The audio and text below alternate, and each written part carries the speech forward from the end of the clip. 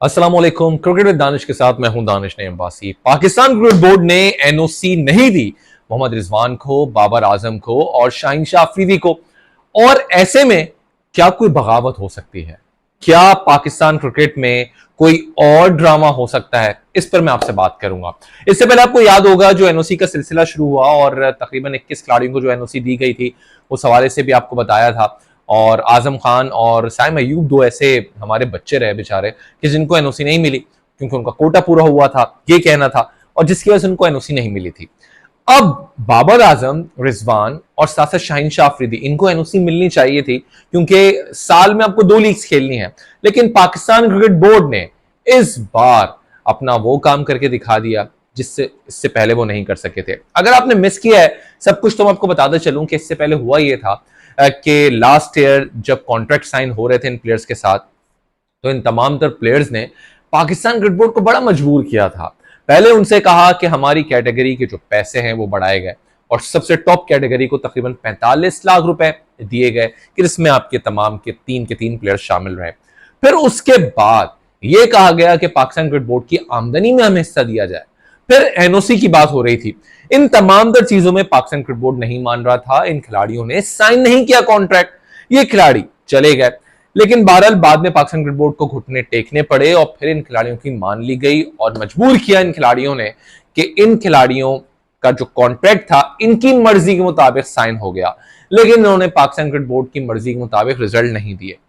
अब क्योंकि तमाम का सिनेरियो चेंज हुआ है और अब 1 साल के बाद जब कॉन्ट्रैक्ट रिन्यू होने के लिए जा रहे हैं और इन रिन्यू होने में कहा जा रहा है कैटेगरीज जो हैं वो नीचे हो सकती हैं प्लेयर्स की। चलो ये तो एक अलग टॉपिक है। लेकिन इस वक्त जो एनओसी की बात हो रही है, पाकिस्तान क्रिकेट बोर्ड ने एनओसी देने से इनकार कर दिया इन तीनों को, यह कहकर कि हमारे पास बड़ा लोड है, हमें 9 test matches, 9 T20 matches, 14 one day international matches खेलने हैं, चैंपियंस ट्रॉफी खेलनी है, आपके ऊपर वर्कलोड बहुत है भाई, पीएसएल भी खेलना है, लिहाजा आपको एनओसी हम नहीं दे सकते। ऐसे में अब क्या कोई नया तूफान आने को है? आपको याद है कि वहाब रियाज और मोहम्मद आमिर जिन्होंने 2019 में टेस्ट क्रिकेट से रिटायरमेंट का ऐलान कर दिया था, हालांकि वो क्रिकेट खेल सकते थे, उन्होंने कहा मुझे रेड बॉल क्रिकेट नहीं खेलनी। वहाब रियाज जिन्होंने रेड बॉल खेलने से इंकार कर दिया था और ये कहा था कि मुझे टीम में शामिल नहीं किया जा रहा, तो उन्होंने उससे भी रिटायरमेंट का ऐलान कर दिया था। और क्या इन प्लेयर्स को जो रोका गया है, जिनमें नसीम शाह भी हैं, red ball cricket Naseem Shah खेलते हैं लेकिन उनको भी एनओसी नहीं दी गई है क्योंकि वो भी पाकिस्तान में अब जो चारों प्लेयर्स हैं तीनों फॉर्मेट्स खेलते हैं, तो पाकिस्तान बोर्ड का कहना यह है क्योंकि तीनों फॉर्मेट्स खेलते हैं इनको एनओसी नहीं मिलेगी। शादाब को दे दी, वो तीनों फॉर्मेट नहीं खेलते। इफ्तिखार को दे दी, वो तीनों फॉर्मेट नहीं खेलते। नवाज को दे दी, तीनों फॉर्मेट नहीं खेलते। हारिस को दे दी, वो तीनों फॉर्मेट नहीं खेलते। जो तीनों फॉर्मेट्स खेलते हैं उनको तो हम नहीं देंगे। अब ये बदला है वर्ल्ड कप में खराब परफॉर्मेंस का या कुछ और? ये क्लियरली नजर आता है कि जो खराब परफॉर्मेंस हुई है उसके बाद पाकिस्तान क्रिकेट बोर्ड ने थोड़ी सी रस्सी टाइट की है और कहा है भाई बहुत हो गया, बस क्रिकेट पाकिस्तान की परफॉर्मेंस दे दो, उसके लिए अच्छी परफॉर्मेंस दो। जो तुमने कहा था वो हमने कर दिया लास्ट टाइम, बार बार ये नहीं चलेगा। टीम के लिए तो परफॉर्मेंस दे दो पहले, बाद में तुम जितनी एनओसी है वो ले लेना, लेकिन पहले टीम के लिए परफॉर्म कर दो। तो लिहाजा ये पाकिस्तान क्रिकेट बोर्ड ने एक नया यहां पर सांस लिया है। मेरा सोचना यह है क्या ऐसे में अब रेड बॉल, मतलब चलो मान लिया पाकिस्तान क्रिकेट बोर्ड ने अपना मौकफ यहां पर बता दिया, लेकिन क्या ऐसे में अब प्लेयर्स मजीद रेड बॉल से दूर हो जाएंगे?